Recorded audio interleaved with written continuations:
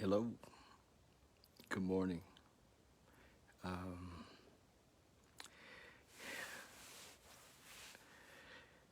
Here we go. So, what had come to me this morning as I sat down to to talk a little bit or to share a little bit about life or love or is it's interesting how sometimes it takes a tragedy or a death or something really intense to bring us into the moment, out of the dream into now, and that we often. Let me think. I'm going to put this right here. Yeah, there we go. We It's only, I think, through experiencing the moment that we can recognize that we haven't been living there.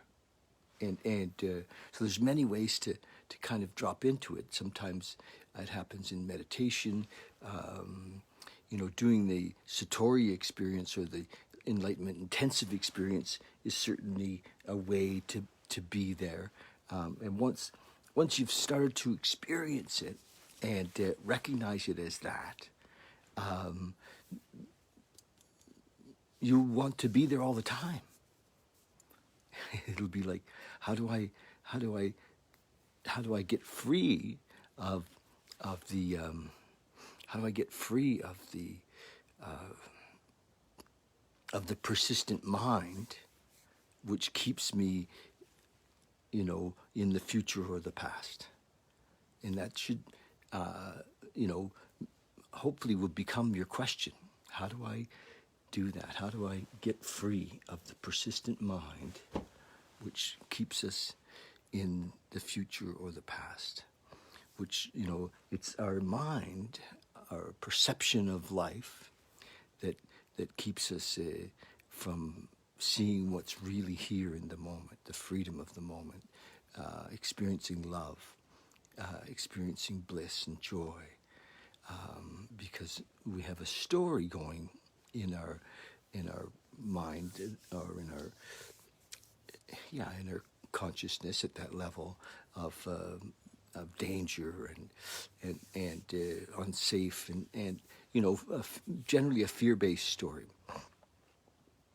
and a victim-based story and an idea that life is to be conquered, or that we have to an idea that we have to make something happen, so that's the whole thing for me, is to share over and over and over and over and over and over and over again, if I can, that there's another, that we can live in this moment, and we don't have to wait until the shit hits the fan, until life is a calamity, till we get backed into a corner, and to find our way there.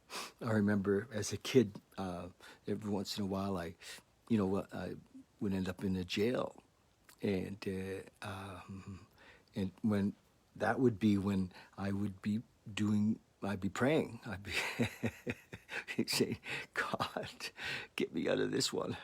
I promise. I promise. That I would call them "Let's make a deal" prayers, and but if you've ever been in jail, often it's easy to get more present there, because there's a lot of options, and you've spent some time in a cell. It's almost an amazing place to wake up, to become aware of who we are living in the dream. And I don't recommend that you go to jail to get that, but You know, a lot of the stimulus is is moved away, and so we're really there and present. And it's interesting how we've been told so many stories about how do we access this power greater than ourselves, and how do we become one with that, or you know, and most of our religious teachings were about a God that was separate from us.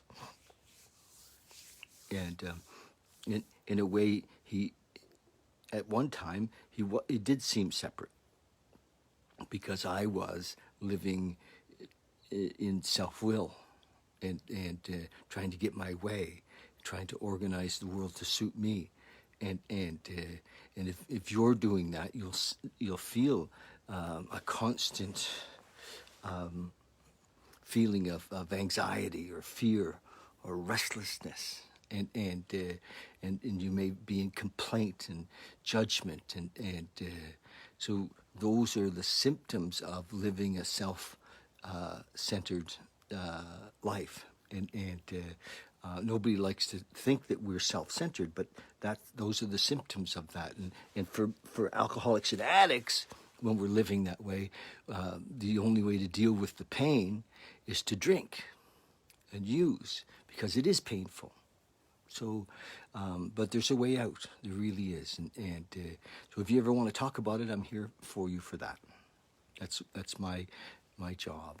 That's what I do, is to help people to see out of the prison of, of a self-made, a self-centered, selfish world, into an opportunity to be free, a God-centered, a God-conscious world, where we live in service, and so you can have all that.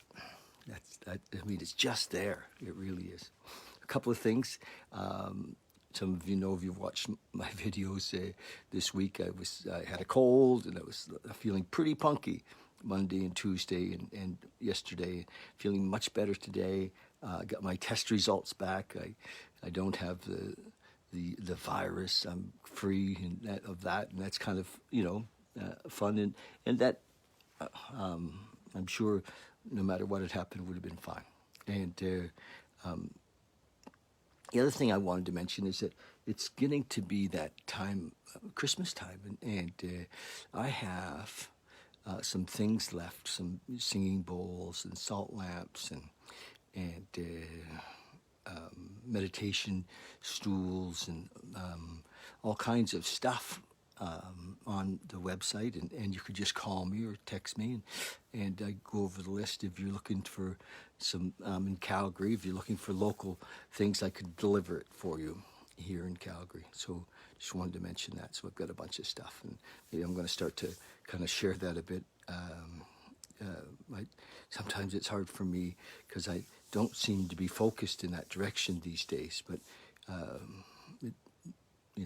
do have that stuff. So if you're looking around for those kind of things, I can certainly have them delivered or deliver them for you, or leave them outside. You can pick them up or whatever.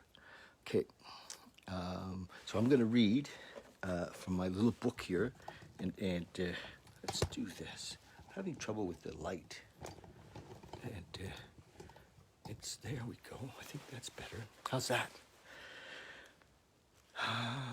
What's the date? It's the 10th of December. 2 weeks, almost around 2 weeks till Christmas. And hang on a second.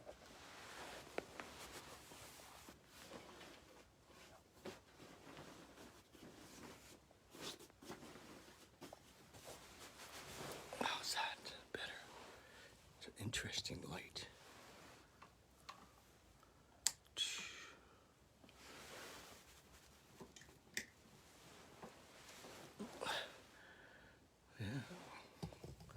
Seems kind of weird to me, the lighting today.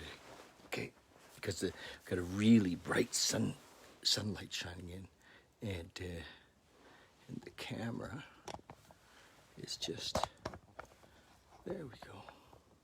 Okay, the 10th. Let's read the 10th of December. I've been reading from this little book here for a while. We're almost finished this year. I started the 1st of May. And I've been just kind of poking along a day at a time and sharing a message. And so this was written in 1948 by a fellow who was in the 12-step world at the time. There was only AA then. And 1948, and it was a book to support people in recovery. And some of his writing was amazing. Some of it was really quite awakening, quite enlightening. And so I enjoy kind of sharing that with you. I wonder what happens if I take this off. Does it? It's interesting that, and it may not be, it feels like the lighting's really weird. I'll see later. Our drinking fellowship was a substitute one for lack of something better. At the time, we did not realize what real fellowship could be. Drinking fellowship had a fatal flaw. It was not based on a firm foundation. No, I guess it wasn't. Most of it on the surface. It is based mostly on the desire to use your companions for your own pleasure, and using others as a false foundation.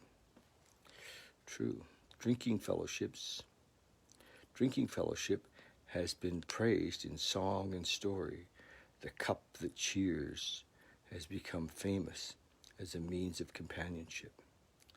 But we realize that the higher centers of our brains are dulled by alcohol, and such fellowship cannot be on the highest plane.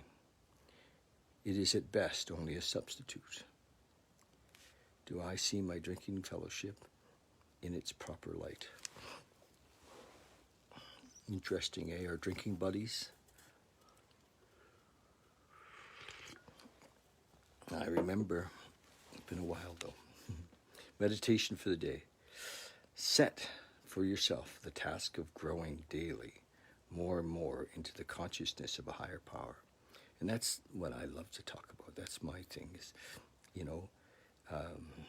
growing daily, more and more into the consciousness of a higher power.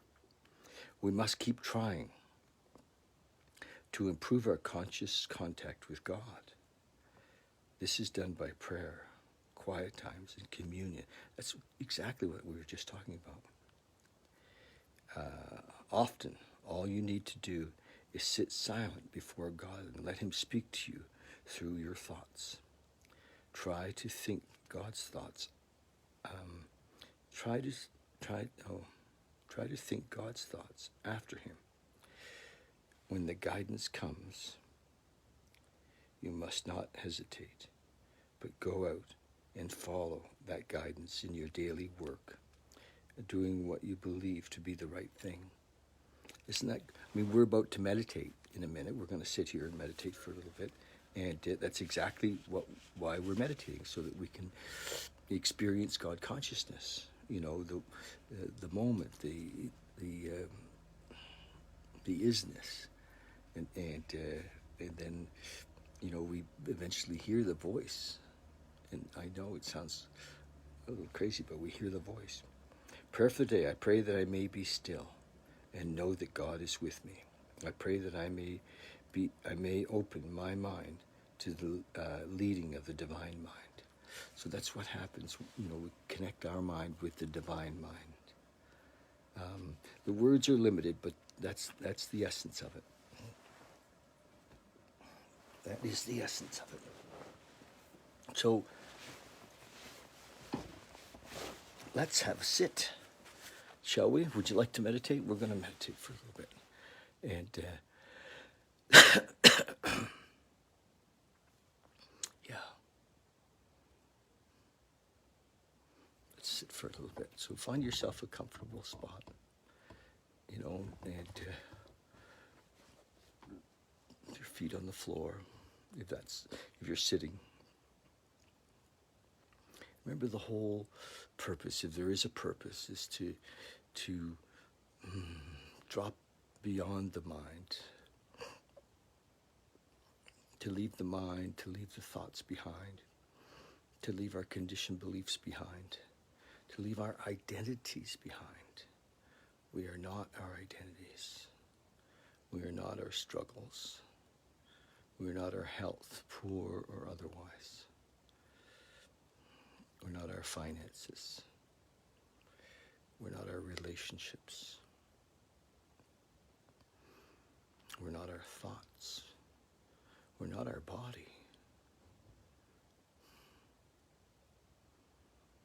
So if we're going to sit and breathe, we're not even our breath.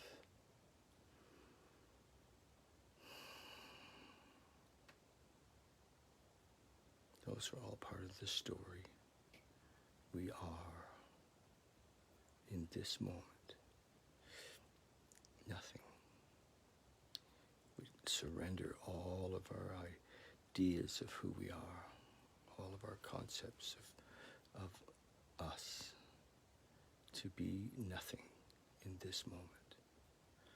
We can pick up the story later. Just be here, released, let go of all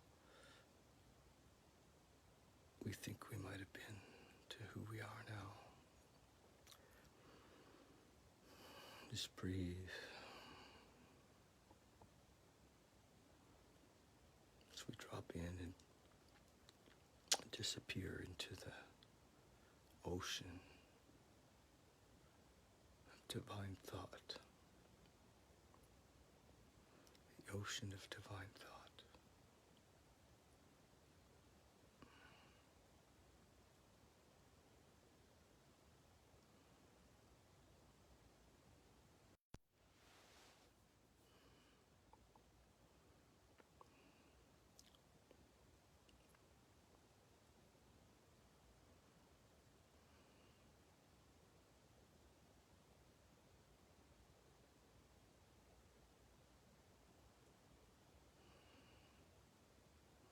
If thought comes, just let it go.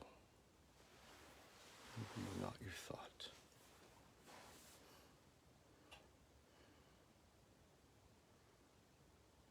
There's nowhere to go. Nothing to get.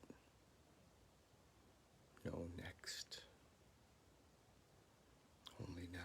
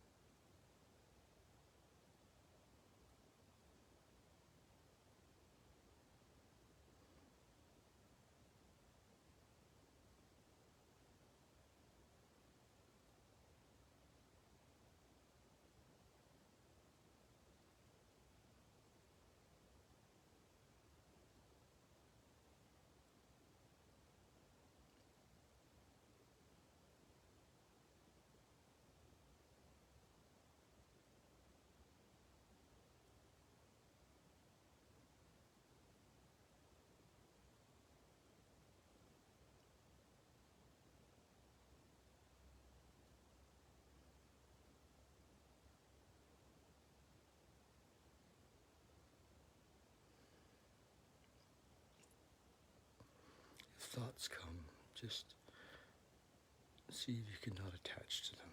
Just let them go. Just to sit.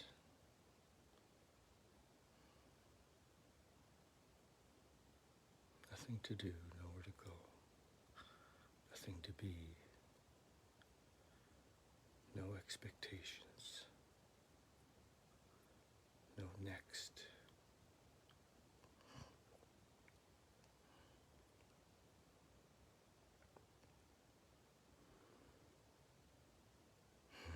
Thank you.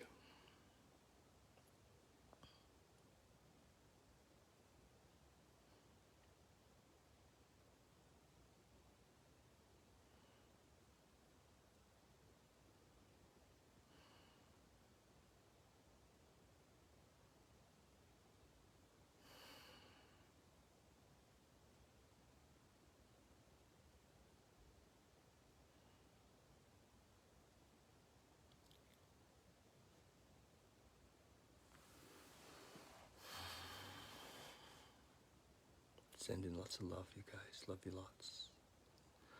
Love, love, love.